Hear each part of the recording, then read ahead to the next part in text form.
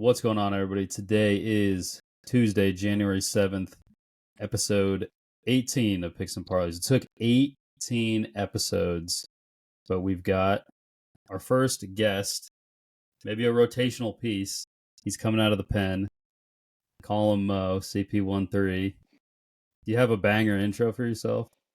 Not really much. Just excited to be here. Give out some locks of the week, throw some wild shit at the wall and hope it sticks. Where did what was the conference that Chatham was in? The Presidential Athletic Conference. We have a first game, right? First Never. game all conference. Honorable mention? Player to watch twice before the season and shit the bed twice. Two-time player to watch. That's how I'm going to intro you every time that you come on here now. Hey, but last career game struck out 10. That's a Chatham record to this day. So, any professionals that you played sick. against? Mason Miller, actually.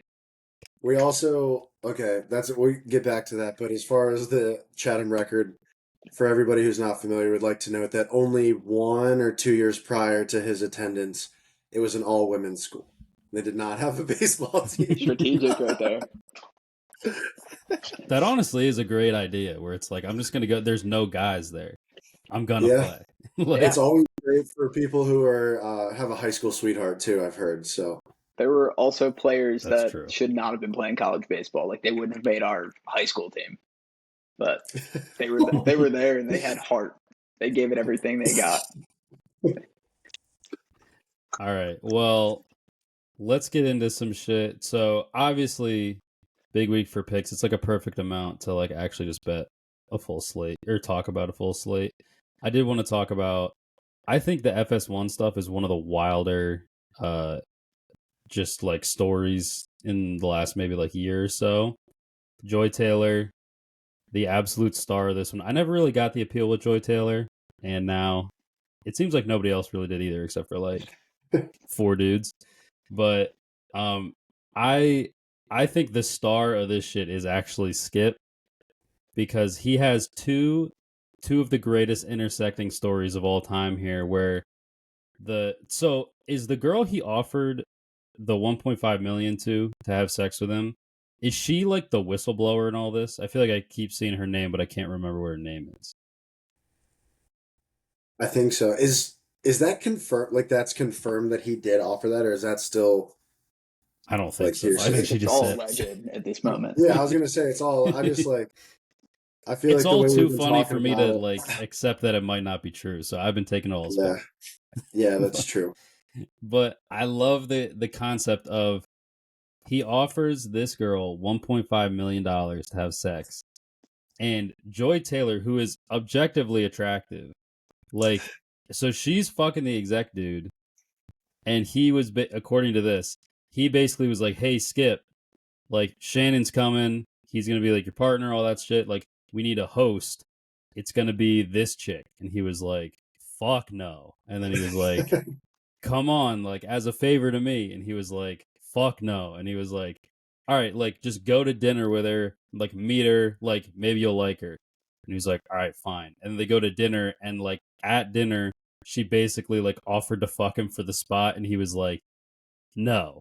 And then, like, he's willing to offer 1.5 million to one chick to fuck her, but Joy Taylor, it's a no if it's to get on his show. And then the dude was just like, no, Skip, she's going on the show. He's like, all right, fine. Yeah, but I did love that. It's like an all-time social media runs with it in the meme world situation story, to the point where there's so many memes that are along the same formula that I still appreciate them, because I don't care. It's just that crazy of a story. But it's also one that you just know, like, everybody knows this is happening. Like, this kind of thing is happening in media just everywhere. It's just almost more surprising that it even makes it to the news. So, like, you have to piss somebody off with a bunch of money first. And that, the way that I've been just kind of navigating and following the story, is just through non-verified people on Twitter, which is almost my favorite way to consume this, because then you just hear things and kind of roll with it. I don't care to fact check any of it, because it's already not real to me. So I might as well just let it be the most fun story in its most fun form. The type of news right there. Not fact check, just Yeah. For your imagination. I've just seen. That's kind of me too. Like I've just seen so many tweets about it. I'm like, I think I got like 80% of the story. Like I could start talking about this stuff. I could start telling other people this stuff. Yeah. And then I also think the other unsung hero of this, and it's like I don't think he's even in the lawsuit really, but he just like came out of the fucking woodwork. He does it like once every 6 months. I think Jason Whitlock does not get enough credit for being one of the wildest dudes on the internet. Like there's like the like always doing wacky stuff guys like Shannon we fought like fucking the girl on live, or like just Stephen A like strutting around like an NBA game, or like the bad take dudes where like Skip and like Cowherd and like all them. But like I don't, Whitlock is a quote machine and he will just say anything. I don't think there's a sentence that exists that he is not willing to say. He's a fucking the peanut butter skin, and she's like she's got cans and it's obvious she just like will let other people enjoy her cans. Like also, is he not on Fox anymore? I don't know. I think he's on like his own network with what's the dude's name? I can't even It's think of not his like name. it's not like Marcellus Marcellus Wiley, is Wiley? it? No, it's like it's gonna piss me off. I'll try to find it. All of his shit is about Joy Taylor right now on Twitter. All of Yeah. it. It's like Says- another conservative dude. He did pair really well with Coward for a second, like 8 years ago, where it was like these two dudes are just like it's just 40-year-old dudes telling 20-year-old dudes what's cool. But yeah, I just want to talk about that because I think it's fucking awesome. But anyway, to actually talk about some sports, NFL regular season is over. We have a playoff field. Also means our Connor goes down. Let's just grab my keyboard thing. Also means our picks competition is over. I am the loser. We kind of alluded to it down the stretch. I've been in last for a while. I did look at some stats because I was like, I've been good. And I found, where's my stat now? I fucking missed I'm it. gonna lit a fire under my ass like 3/4 of the way through the season. Since week 5, I had the best record on the show, 57.3%. Since week 5? Since week 5, That's crazy. I lost 10 games 3 times in the first 5 weeks. Holy shit. Or I lost 11 one of those weeks. I was just so bad like before we knew who was what, but yeah, I went 7-1 in the early window. Looked like it was going to be a contest, but 3-3 to end it, not great. So we got the playoff. We're going to do playoff picks. We got to decide I liked your idea, Eric, of the Phone a friend. Phone a friend. If you win, but I think you can't. You couldn't make them do the 12. I feel like it would have to be somehow cut off at the number of activities, and I don't know how we would govern. Like you can't ask your boy to masturbate for you, so it's I think you can. I don't know if you morally can do that. I mean, up to you. I'll do it. But imagine you win and you're like, "Yo, Mags, I need you to hit 12 of these." No, it's not. So okay, so I was thinking about a little. I think maybe the way to do it is like so. However many slots, like I'm the loser, right? So I'm the benchmark. However many slots away from me you are, that's how many phone a friends you owe. So like if I come in 4th, I get no help. And Connor, I don't know if you're up to date on this, but we're doing so 6, 6, 12, 18, 24. Yeah. He was probably shocked when I said masturbate. Yeah. I want to masturbate for you. What the fuck? What did I step into? Yeah, so we're doing a half marathon of that. So it's 3, 6, 9, 12. Okay. That I have to do it. And so I think for the now my head's spinning. we've been trying for a really long time to figure out how I could like prove I just jerked off, or how I prove I'm actively We're jerking thinking off. about a silhouette behind a curtain. So curtain Yeah. Lewis, big light. Or just like keep an eye on my shadow or something. Yeah. Playing groundhog. Yeah. Or I want it to be like just you could see like halfway up my shins and down and me like on the bed and just like kind of moving a little. I think we can take your word for it. Yeah. You still got the hub in Wisconsin, right? Yeah. So Nice. Lucky. I think I just last night I confirmed that's true. But yeah, so I think so like if I come in fourth, I get no help. If I'm third, then whoever came in fourth owes me one. Just one task. Like I could be like, hey, drink one beer. And then Gotcha. so it's like there's a little bit of help. If I like come in first, then like I'll get a decent bit of help. I think the donuts at 12 will be no problem. That will not be an issue. You won't even hear a complaint. Yep. Um but yeah, and I also think 9 beers, especially if we're doing like I'll be able to sleep in like the middle of it, and I could definitely fucking That's clean the it up, thing. no Like, if it's problem. like a Saturday and you're planning to have a good time anyway, 9 beers is No, not it's nothing. That's So, like the like, perfect amount of beers. I know, yeah, it's true. We made you lose to have just kind of an awesome time. I know. So Well, I broke it to Olivia like probably like 4 weeks ago. I was like, hey, we've been doing this competition, and like I've been doing good, but I started behind, and I'm kind of in trouble. I might have to do the punishment. And she was like, what's the punishment? And I told her about it, and she's just like, oh my god. And then like that's all we talked about with it.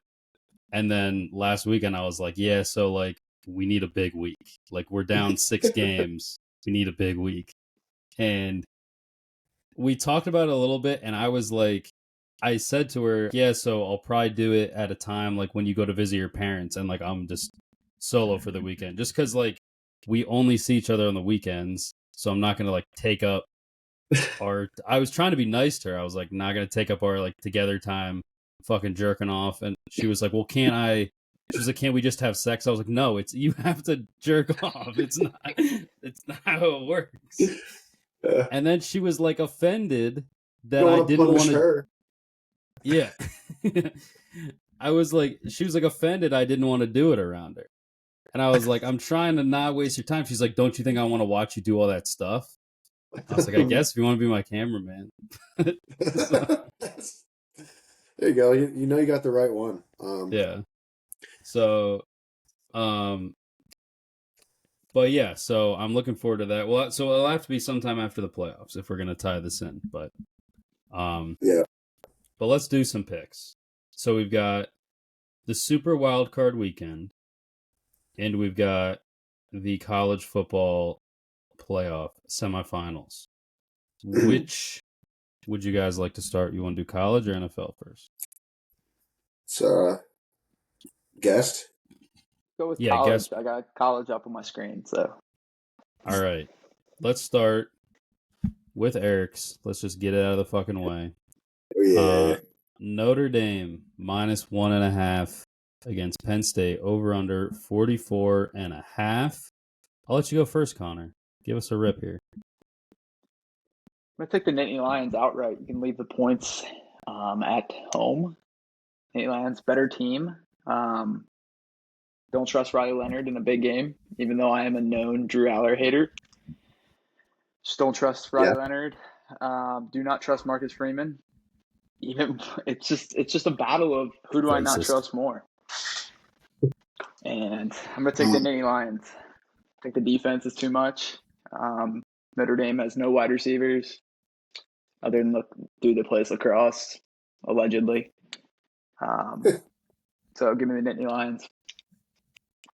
I appreciate that, Connor. That's really mature of you, given your history with the Nittany Lions. I'm gonna also take the Nittany Lions. Plus 1.5. It's awesome. Give us that extra point. They have no idea what's going on. Abdul Carter coming back. Darth Vader meme, or video, and then also I think really it's as simple as having a QB spy back there because can't throw the ball at all. I mean, we don't have any receivers either, but we have a Tyler Warren who's the best tight end in college football. So, Nitty Lions. I will say, I do really like Anakin Skywalker and Darth Vader. He gets fucked up a decent bit throughout the franchise. I will just say. But as soon as you think of Star Wars, I think that's immediately what comes to mind. He is. I mean, Darth dude, Vader. look. There you go. I got the Funko. There's only two. Yeah, that's awesome. There's only two people that you try to give an impression of from Star Wars, and I think it's Yoda and Darth Vader. Maybe Jar Jar Binks a little bit. Oh my god. But I will saw someone's head off like ISIS if they do Jar Jar Binks, bro. I fucking he's the worst. When they fucking he's like gone for like a movie and a half and then Natalie Portman's just like, I know who's gonna take my place. Representative Binks, and I was like, what the fuck? That's like great picking spoilers, picking Bran as the king. Goddamn. So yeah, I just had to get a little bit of hate out there because I'm also taking Penn State, and on my live card, I'm also taking the money line. I kind of think if you told me before the season that one of these two teams they're playing each other to go to the Natty, I would have thought you're crazy because it's kind of two teams that I've been a doubter of, and I've really had to dig down deep on this show just because there's three people trying to push Penn State to the finish line. Somebody's got to do the dirty work there. But yeah, I mean, a lot of weird shit happened in the Notre Dame Georgia game too. That I just like. I feel like Notre Dame before they actually did like a football thing that wasn't just like totally fluky, like running kicks back and shit like that. Like the game was already over. It's like, hey, backup quarterback, you're getting defensive and special teams touchdowns. What the fuck? Like the game was over. Yeah, it felt like Riley Leonard looked like Lamar Jackson in that game. And for an SEC defense, it just feels like, how is there not an adjustment made that changed the game? He couldn't throw the ball at all. And they've been kind of doing that the whole season. And also, outside of this, do we think, from you guys, obviously I'm blinded by Penn State fandom. We've won 2 playoff games. If we win this one, we've won 3. That would technically be considered three wins in the top 12, right? So I know people are trying not to give us credit for the first 2 because they say it was the easiest route, which right now, like, I don't know. Both those teams got blown out, so yeah. By us. I know. Would this give us the flowers because it's Notre Dame, and have people flipped on, like, have people come back around on them being a solid team now? Would you have picked them to win other games on the other side of the bracket? Like, would you have picked them to beat Tennessee? Yeah. Or yeah. Like, what about Oregon? No. I mean, yeah, we're going to get to it, but Ohio State's a boogeyman all of a sudden again. But yeah, I mean, I'm excited for us to get. It's still a little bit of imposter syndrome, but you can't really argue with it if we make it to the big one. So I'll give you your flowers. It's the first big win for James Franklin where he has a talent disadvantage, arguably.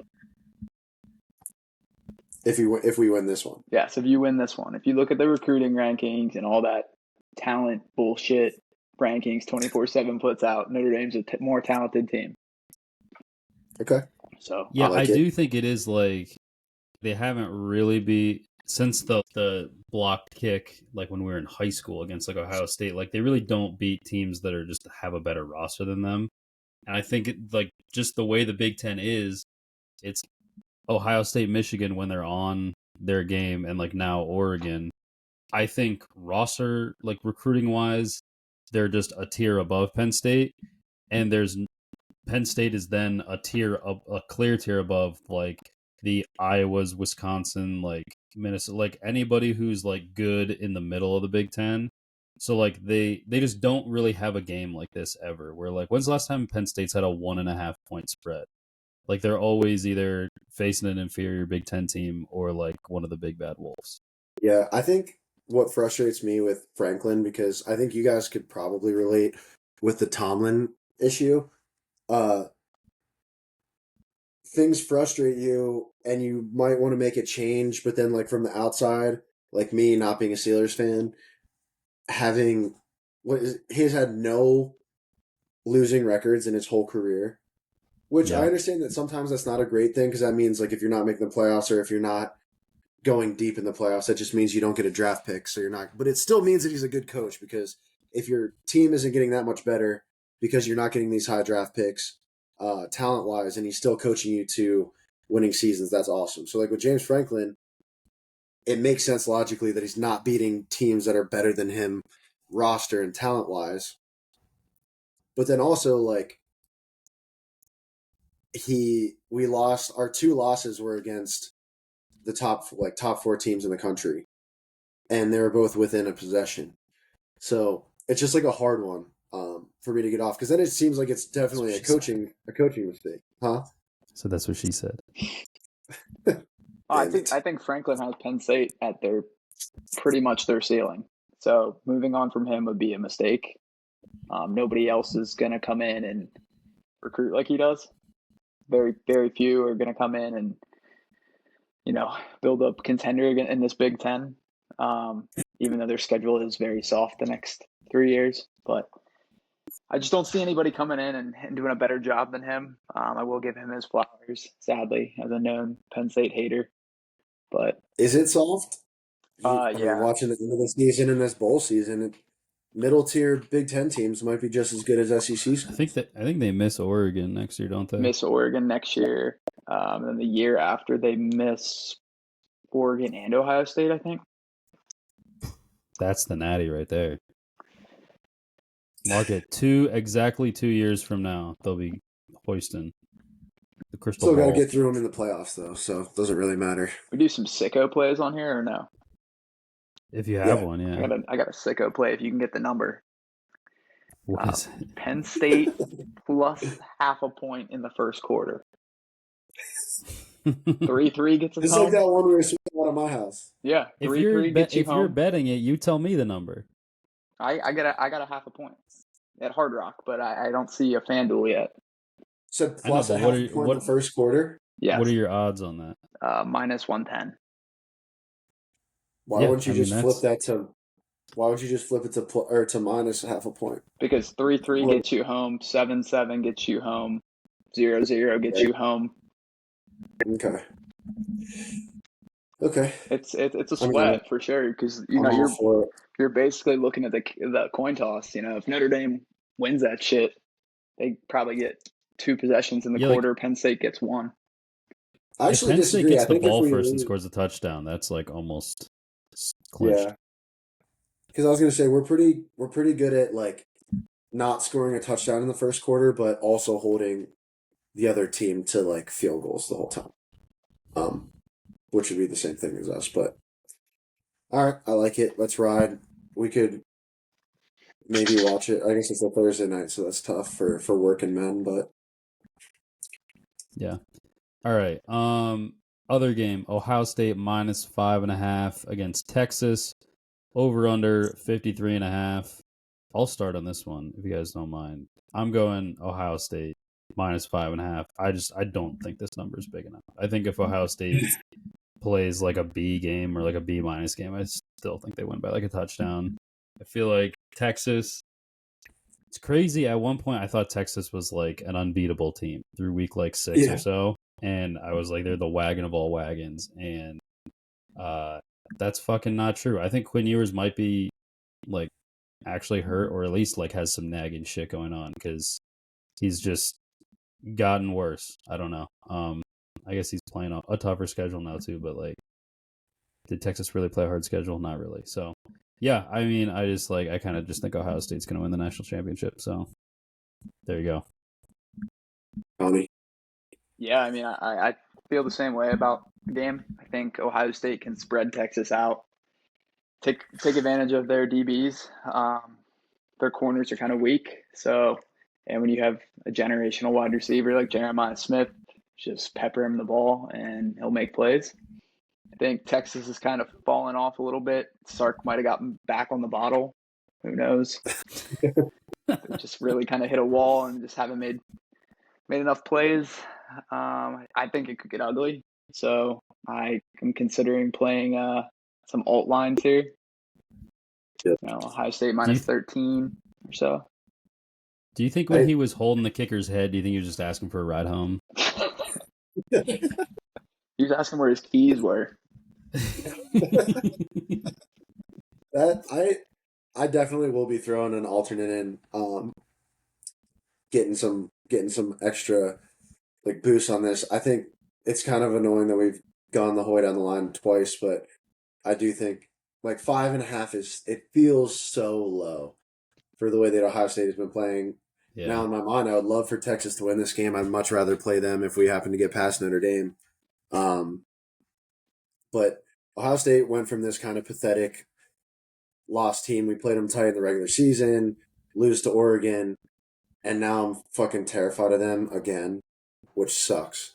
I don't know why Will Howard hasn't just been spamming the Jeremiah Smith button the whole fucking season. If I was on that team and I was having the season that Howard had been having, which was like kind of fine, could call it mediocre compared to the talent around him, you just have to throw it to him as much as you possibly can. Against Oregon, it looked like anything that was within 5 yards of him was an absolute like guaranteed catch. 5.5, Connie, we'll just throw a parlay together or something because I like both of the things you've said here. I would tease him to 2 touchdowns. I think it might be gross. I think it might be kind of like an Oregon-esque exit for Texas as well. Yeah. I could see like 42 to 17 or something. Yeah, like I don't. that. I was going to say I don't even know if they'll score like 2 touchdowns. But and then that'll scare me going because they're our kryptonite, so that'll scare me going into the Natty. But we just need a Will Howard game. That's another. Speaking of Jeremiah Smith, not a sicko play, but in Dynasty when Connor just randomly traded a 2026 first for a 2027 first, he's just loading up, waiting for those two little fucks to come up. That class is unbelievable. More than just those two. That class is so sick. If you don't get like 3 people in this class, it's just not that fun. So yeah, I think Texas though can put up enough points to make it kind of close. I think if they spread Ohio State out, Denzel Burke's been fucking dog shit for Ohio State at corner.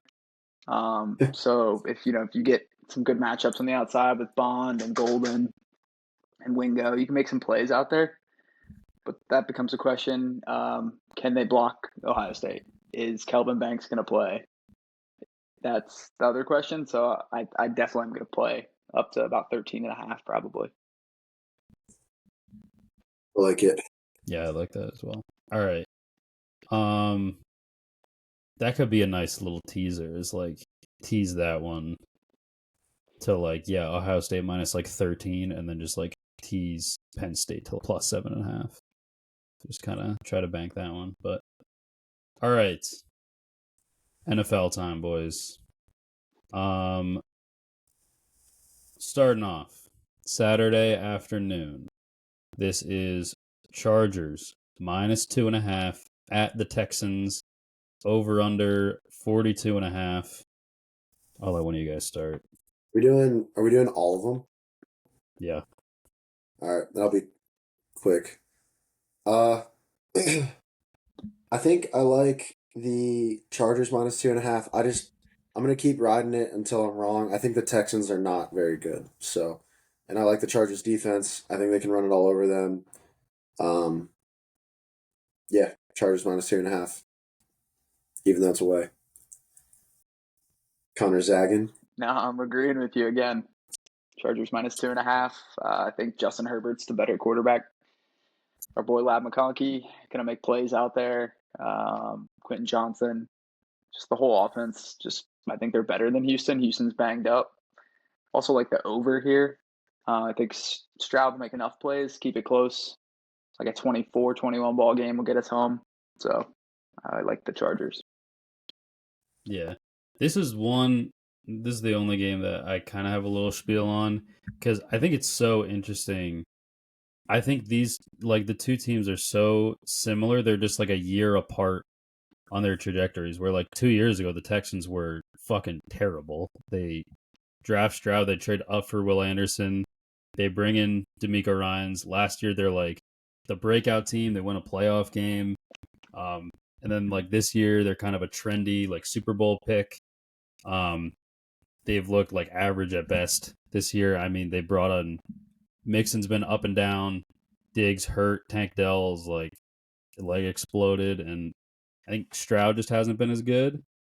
And then I think the Chargers on the flip side, they're like a year behind that, where last year they fucking sucked. And they bring in Dobbins, like he's been impact. Lad, I think people expected him to be pretty solid. Like he's maybe like a year 2 to 3 jump kind of guy, but like he's been great from the jump. And like besides those two changes, it's a lot of the same dudes that just went, what was it, like 4-13 or 5-12 with Staley? Like, and it's just Harbaugh is the master of the rebuild. I mean, Stanford, Niners, Michigan, now this, like he just keeps fucking doing it. He could turn it around in a year. And also, like Connor said, I'm so big on Herbert. I feel like people forget that he was hurt for like the middle part of last year and then just straight up injured, missed the last like 5 weeks of the season last year. He is 100% a guy. Like I think I'd put him as like the best quarterback in the tier right below the like Lamar, Burrow, Allen, Mahomes, I'd say probably. So I agree. I've been on the Chargers. They're a team I've liked all year. Yeah, they're on the road, but like at a certain point, they're just better, and I think they're healthier, and I think they have the better coach. They have the better quarterback. I'm riding. So I like that comparison. I had to do the spiel. So Probably have some deferring picks eventually, but yeah, that's 3 in a row now. So I know. I was Yeah, I'm wondering if I'm just like way too chalky because I saw a dude do like his picks on TikTok and it was the exact same as what I had. And I was like, oh boy, I feel like I don't know, they've been pretty clear in my mind so far, but obviously anything can happen. yeah. Moving on to your favorite one, I'd assume. Yep. Steelers plus 9.5 at the Ravens, over under 44.5. People have heard me and Corey talk all year. Connor is the third member of our Steelers group chat though. And so I'm interested to hear your thoughts here. You are the biggest hater of the three of us, so I would like to call myself a realist. I tell it how it is. You know, when Minka Fitzpatrick's out there missing tackles, he's the do you problem. think he's the mystery guy? Is I he believe the so. hated guy? I think so too. I've started telling NJ I think he's the guy. I What? think he's going rogue. He's trying to make too many plays, not staying in his zone, not filling He assignments. fucking sucks in the run. He's Yeah, so bad. it's he's not worth what we're paying him. I've said it for years. He's the most overrated player on the defense. He's a Pro Bowler though. So It's a fan vote. he's a It's a Pro fan Bowler, vote. and Chris Collinsworth's going to talk about how fucking good he is. So Yeah. Thoughts on this game? I just saw a report actually come across my Twitter feed. Reporter says Mike Tomlin may secretly be planning some snaps for Justin Fields. So, I'm going to take the Steelers plus 9.5. Just think you beat this team already once this year. Other game was pretty close until Russie threw a shitty pick six and fumbled on the 2-yard line. I think the Steelers will keep it close, but lose a tight one. Maybe Justin Tucker will figure out how to actually kick, and they'll win like a field goal. But I can't trust Russ to make enough plays to win the game. mm-hmm. Well, I think I'll never get mad at myself for taking the I know it's dog fucking with this. coming. I'll Never never get mind. mad at myself for taking the dog with this many points in the playoffs. I'm going to go Steelers plus 9.5 as well. These I thought teams the hate under was each other, coming. Thought the each under other was so coming. much. Like Connor said, fluky stuff to end the game. Russie be Russin in the last one. I don't know. It does feel like a lot of points. I just can't look at you guys without thinking good defense. I know it hasn't really been that, but that's all I can think about. Although the Ravens' offense is phenomenal. Just traded away Andrews, sorry, in Henry, welcome to Dynasty. the Hall of Pain, brother. Somebody's going to get their ass Okay, kicked. sorry, I've got the cold brain. I can't even breathe. But yeah, plus 9.5 Steelers. Don't let me down. I did. That's funny. Like about the defense. I think it was in that group message that with you and Corey that I was like, yeah, I think I love the Steelers defense when they do this shit where they just get fucking barbecued for an entire drive and then we just get a random ass turnover and it's like, you know what, everything's gonna be okay. And it's like, don't even worry about the fact that we just gave up 60 yards in 5 plays and then it just um but yeah, I think the narrative is pretty similar or simple. The Ravens are better and they're at home, but they have a Steelers problem. Lamar has a Steelers problem. Lamar has a playoffs problem. Outside of killing the Texans last year, what does he have? Like one playoff win, and like they might not have even scored a touchdown in that game. And they're a high seed really often, so that's even worse. But I'm doing it again, Eric. I'm also on Steelers plus 9.5, and I try not to be like too reactionary about the Steelers. But Corey even has gotten on the Fire Tomlin train, which I thought he was even further than I was. But I think this is going to tell me a lot because they had really great stretches against bad teams that like they're supposed to beat. But beating the teams you're supposed to beat is more than you could say about some Steelers teams the last like 10, 15 years. So there's that. They also were fucking god awful against good teams down the stretch. My counter to that also is that the fucking last 4 games, like playing what was it, Eagles, Ravens, Chiefs in that order in 11 days, that's fucking horseshit. No one should ever have to do that. But yeah, obviously if they win, I'm overjoyed. At least get the monkey off your back, whatever. I think you really got to keep this within the number. Like it's just like Connor said, we've beaten this team this year, and the second game, it was a game until it wasn't, and like when it wasn't, it just got out of hand fast. But it wasn't like over immediately. But yeah, I think if we don't cover this spread, I might get into Fire Tomlin territory because it's like you get killed by the Bills.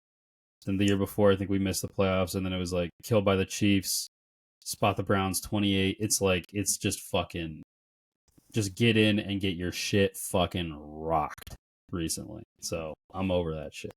To argue with you on that point, I don't think it's a Tomlin problem. Vegas win total was 8 I this don't year. either. Won 10 games. It's a quarterback and offensive coordinator problem. Arthur Smith, known war criminal. Steelers ranked 25th in yards per game last year. This year they went ranked 23rd. So Matt Canada wasn't the It's issue. improvement. It's an improvement with a better quarterback, better offensive line. I don't think you'd say Canada's not an issue though. Like I agree with you that not the issue.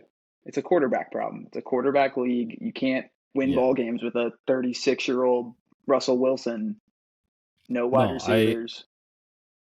I agree with all of it, and my stance with Tomlin has always been that he doesn't win you games, but you can definitely win with him. Like I mean, we've done it. It's as long as you have somebody on the offensive side who knows what the fuck they're doing, and we've had that a few times. I mean, like you got to go back to like Bruce Arians. Merchant? Yeah, like Bruce Arians with Big Ben is like the last time we really cooked. Or like honestly, like Todd Haley was that era was kind of sick for a little bit with like the Killer Bees, but yeah, I think we got to fix the OC.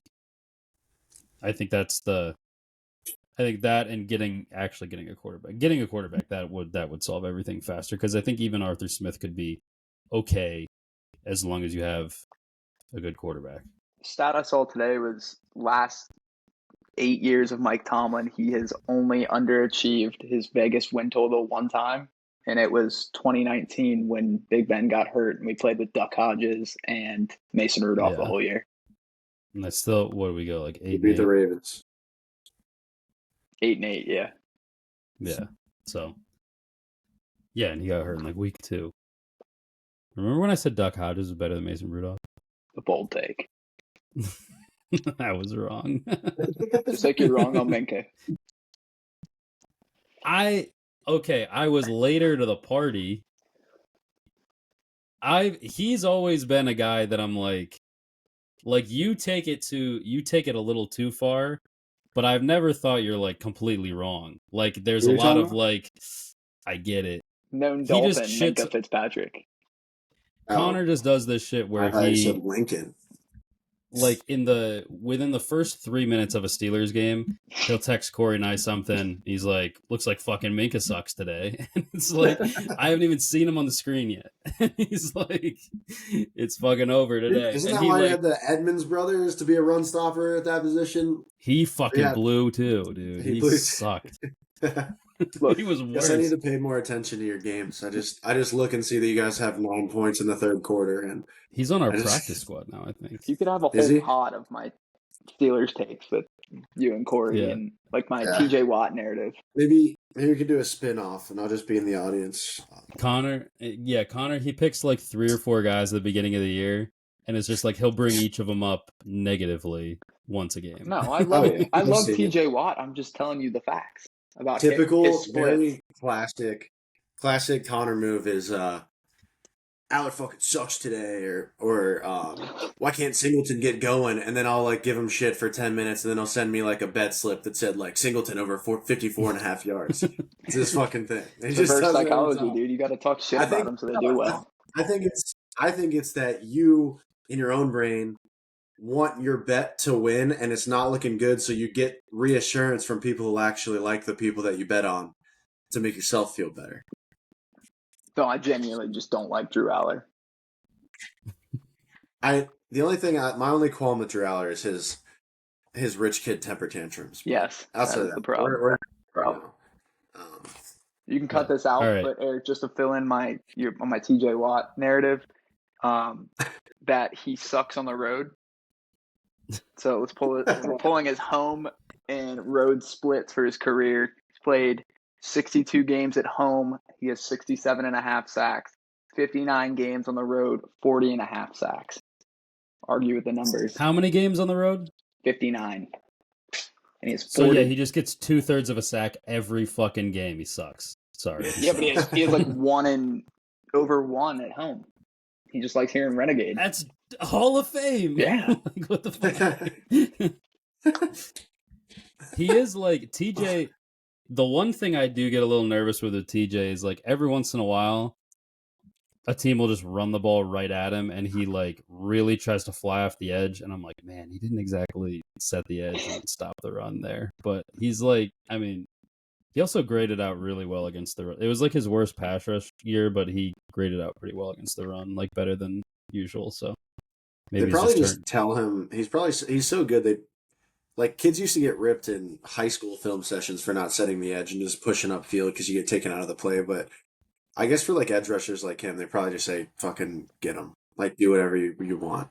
Well, he loves to do that where he gets too deep in the pocket and then he spins back towards where he came from and then he goes for like the strip. That's like kind of his signature move, I feel like. All right. Let's keep going though. This is the Sunday early afternoon game. Broncos plus 8.5 at the Bills, over under 47.5. I'll go first if you guys want.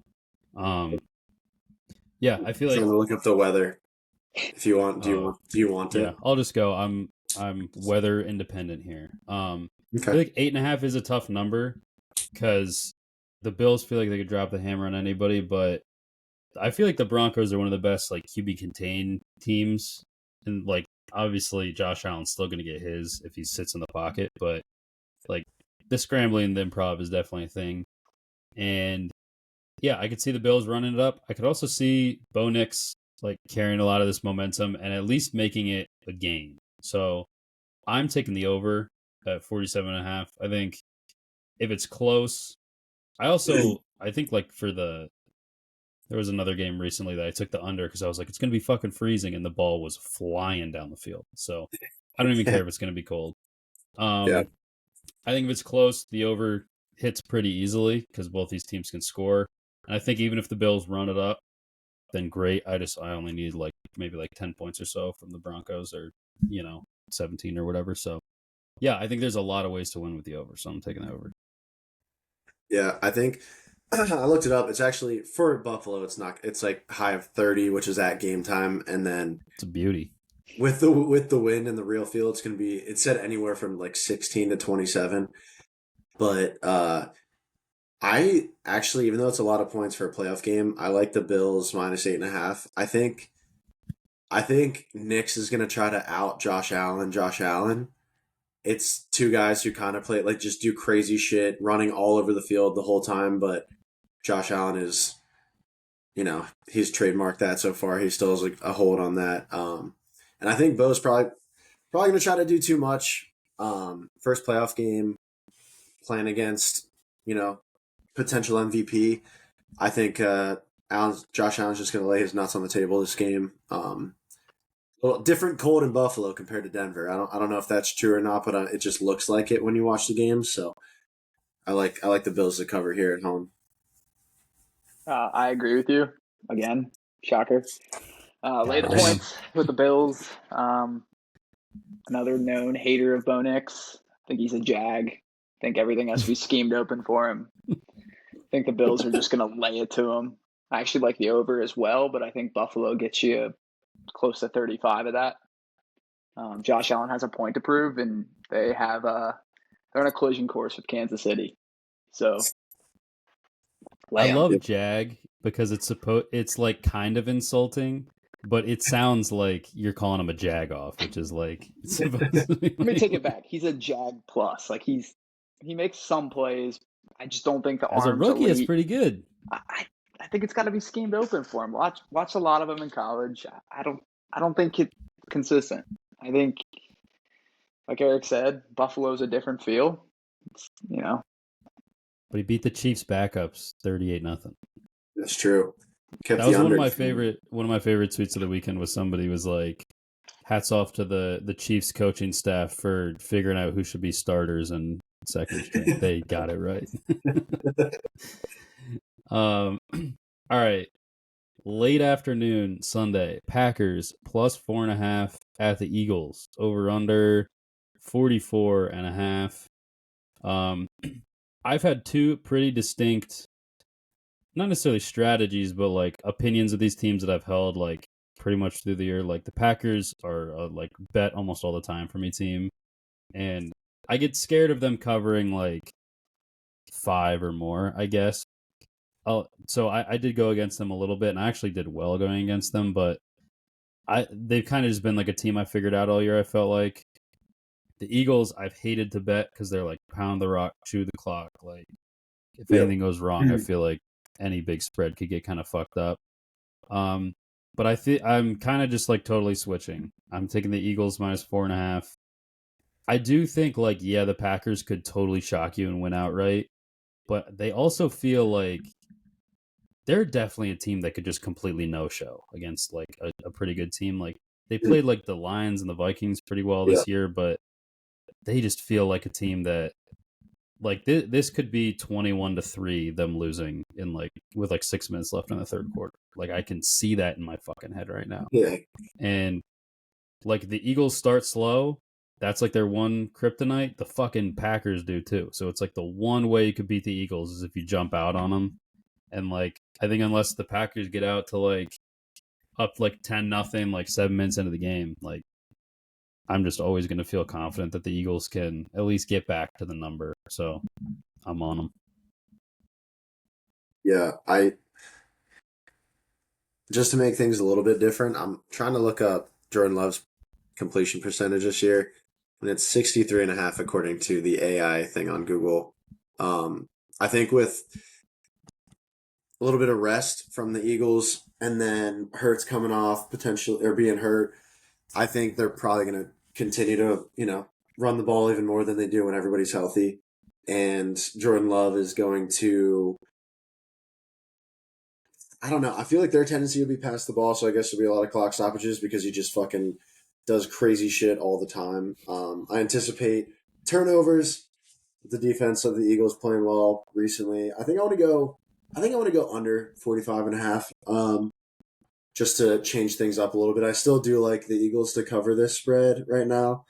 And I think they're just destined, like, this is final destination for them to be good, pick up steam, win convincing games in the playoffs, and then just lose in the NFC Championship game. So I think that's what I'm going to bet is that trend. But yeah, under 45.5 here. Yeah, I kind of agree. I've been going back and forth on this game all week. Kind of jumping off Lewis's point. I think Matt LaFleur makes some good adjustments in the second half. They do start off typically pretty slow. So I'm going to take the first half under 23.5 points. And I'm going to take the first half Eagles minus 2.5. You got to pick the actual game, though. Fucking awful. I'm going to take the Eagles as well. Just think Green Bay's secondary is a little banged up. Jalen Hurts is banged up as well, coming off that concussion. I think their wide receivers can just get open, so he'll make enough plays. And I don't think Jordan Love can make enough plays versus that secondary with the GOAT, Cooper DeJean. This is 1,000% he throws a pick game. Oh, yeah, that's a free prop right there. That is a free one there. All right. Up next, Sunday night, it is the Commanders +3 at the Bucks over under 50.5 down you guys' neck of the woods. Connor, you can go first. You don't have to just start by saying you agree with somebody. Okay. I'm gonna take Tampa Bay. Similar to the Denver Buffalo game, Baker Mayfield has been here before. Jaden Daniels has not. Trust Baker a little bit more than Jaden Daniels. Also, not a huge fan of the coaching matchup. I do think Todd Bowles is better coach.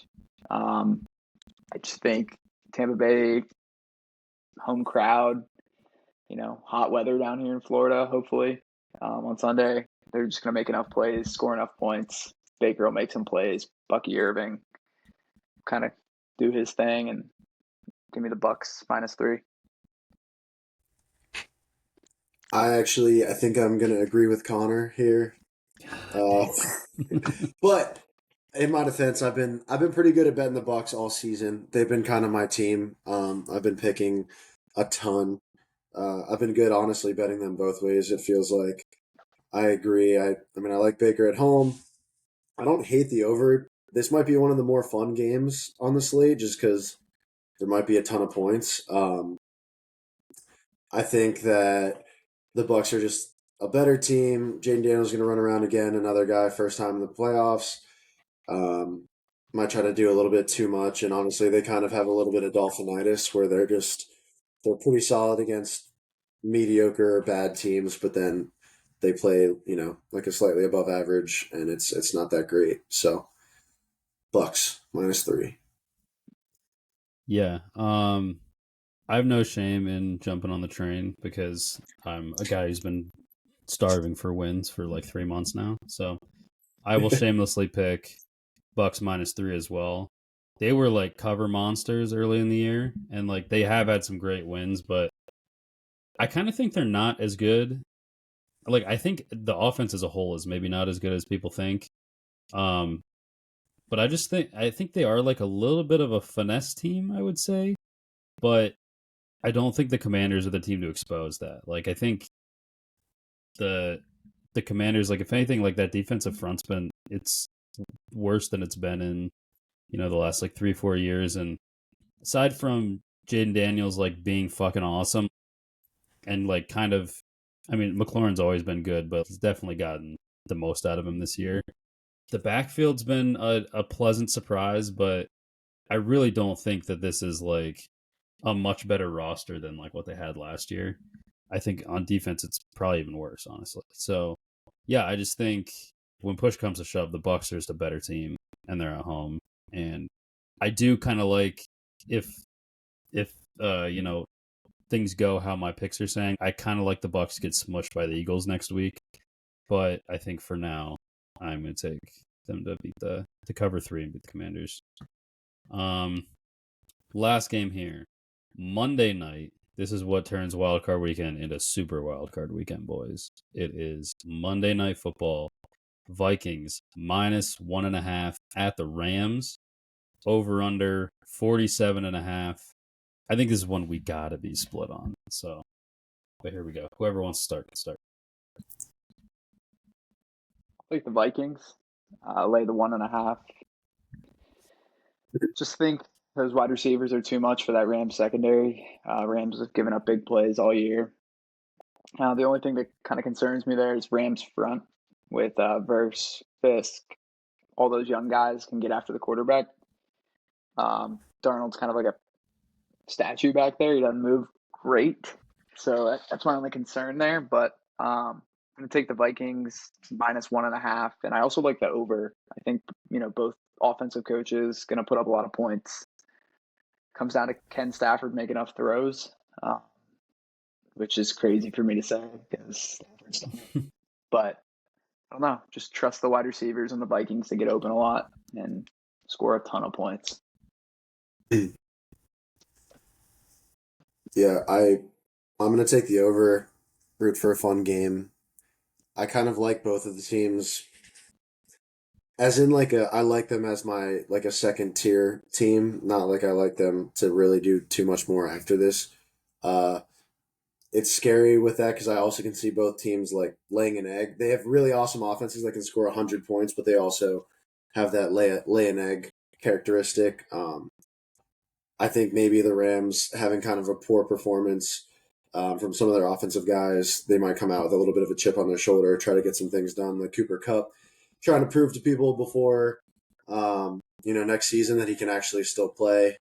So I think I'm going to go over 47.5. Yeah, these two teams I kind of went back and forth on all year. I'm kind of siding with the logic that Connor used of, the Vikings. I mean, Darnold's been getting the ball out quick, and when he's gotten time, he's just been fucking bombing it all over the field. I feel like he throws for 330 every fucking week the last month or so. And yeah, I was late to the party on them. The Rams, I kind of started the year trying to back them, and I fell off, and I believed at times, but I never really jumped back on the train. And they did play earlier this year, and the Rams won. I feel like when it's good teams, at least against the spread, I kind of like the previous loser in a rematch. And yeah, I'm going Vikings -1.5 too. I think for me, I agree with hard to pick against Stafford. I also think it's really tough to pick against McVay, but I kind of feel like Kevin O'Connell is emerging as a guy that people are going to start to have the same level of trust with, where it's how many, Kirk Cousins was a really good quarterback before, or defined really good, I don't know, but he's a guy that a lot of teams would have wanted to have, or he could have been effective on a lot of teams, I think. But I think the level that those Vikings teams were on, or the Vikings team with Kevin O'Connell, it was taken to another level. And I think this year people were I don't know, McCarthy. And then when he got hurt, it's what the fuck is Darnold going to be? And they're, one game away from the 1 seed, right? So I think he's proving that he can get the most out of an offense. And I think it's kind of along the same vein of what people thought about McVay, where I've always been a Goff believer, but when it was Goff on the Rams and it was kind of Akers, or even the random CJ Anderson playoff run kind of shit with the Rams, he was just plucking dudes and scheming shit, and it was holy shit, this guy's a fucking genius. And I feel like Kevin O'Connell, people are maybe a little late to the party on him because it's year 3 for him, Yeah. or is it just year 2? Yeah, year 3. I think it's year 3. But yeah, I think people are starting to come around him. It just took a 14-3 year with fucking Sam Darnold, I guess. But I actually, when Sam Darnold came out, I was so disappointed that I was the Steelers not going to be able to pick because he's going to go too high. It's going to suck. And then he was so bad, I was I'll never let that see the light of day. But now I can tell everybody again that at one point I really wanted the Steelers to draft Sam Darnold. Obviously, it's a lot different because Matt Stafford is like potential Hall of Fame talk. But I feel like how you and I have been on Matt Stafford, where he's like, you know, a dog that is a little bit of an unsung hero kind of situation where every year people forget about him. And we're talking about like betting MVP like the last 2 years just for fun. He might be kind of my sneaky that guy if like figuring out whatever they do with the quarterback situation out there. It's kind of hard if you're bouncing around to a bunch of teams every 1 to 2 years, but he feels like a late like Geno Smith-esque guy where it's like you almost I didn't forget he was in the league. Geno Smith, like when he came back and started again for the first time, I was fucking like, shocked. fuck, I guess the Seahawks gave up this year. That he still played in the league, and then he came back and is like a bona fide starter. I think Darnold is young, 27 or whatever he is. I think he has a potential to just kind of revive a career to the point where we might be talking like we forget that he just wasn't a starter for a couple years. Some kids will remember him as the Vikings quarterback and not know that he got drafted to the Jets. Some kid in like 15 years is going to be looking up his football reference. You're like, he played for the Jets? That's great, too. He got mononucleosis for the Jets, bro. All right, well... good one. Yeah, so next week we will do more NFL picks. We'll do a national championship pick. Might be time to sprinkle in one of our new segments. We're getting low on football games to talk about, so I can give you a few picks. Little PGA. Yeah, give me the Igor pick of the week. Oh, we got the Igor pick of the week. Got 4 for you. Give me the hands. Got them actually written down on a note card here. Well prepared. Hell yeah, he came prepared. PGA Tour. All right, wait. Second week. Let me move to Hard Rock. Second week of the season. A lot of the big names are not playing this week. They're actually playing in 15 minutes on ESPN Plus and the new golf video screen bullshit. But Sony Open out in Hawaii. It's late night action to fall asleep to. Got 4 picks this week. Got Nick Taylor, top 10. Keegan Bradley, top 10. Daniel Berger, top 20. We're going to take an amateur, Luke Clanton, top 10, if you can get the value. Sorry. Who the fuck is Luke Clanton, bro? Luke Clanton is the number 1 amateur in the world right now. Florida State Seminole, actually. I don't watch enough golf. Good player. Course is... You're not picking Matsuyama in the Sony Open? No, he won last week, so can't pick him back-to-back weeks. Doesn't work like that. That's your second racism strike tonight. How was that racist? No, what Eric said. Oh, that wasn't racist. One more pick for the fellas. We will throw out there Corey Connors, top 10 as well. Like the value there.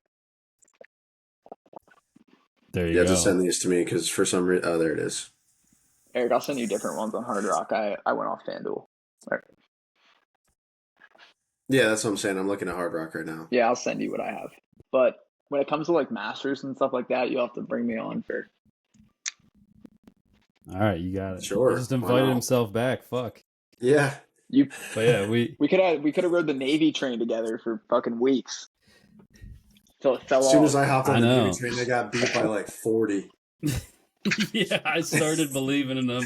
They fucking played Notre Dame and they lost by like fucking 30 or whatever. You know what the real trend was Texas State team totals.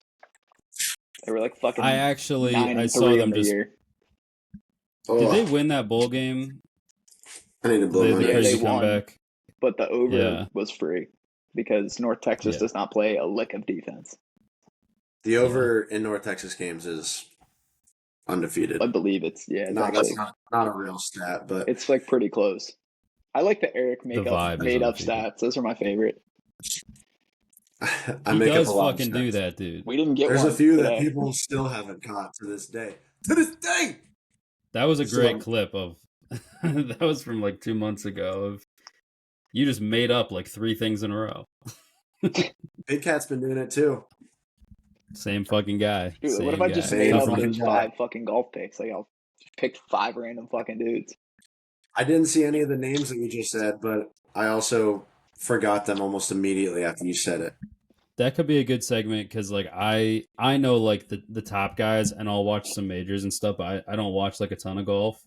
If you gave out like 4 picks like that a week and one of the names was fake and trying to figure out which one was fake. That would be kind of a good one for our off-season games if we have like a trivia game where it's Yeah, it's almost like who he play for with Chuck. You guys 2 ever seen truths and that? a lie, and then we read stats and you have to figure out which one's false. I like that. That's a You good should have a one. weekly segment where you just invite me on just to say something to piss off Corey. Yeah, I'm really good at just that. get him rolling. We could have like a relegation situation where we have to make picks or do something, and if you lose, you just aren't a regular on the show, and then Yeah, you have to earn your way back in. 2 truths and a lie. What if your Two I viewers think reels. I took my have to golf be picks safe this though, week because and all how would 5 this go? show get produced without me? Didn't hear anything.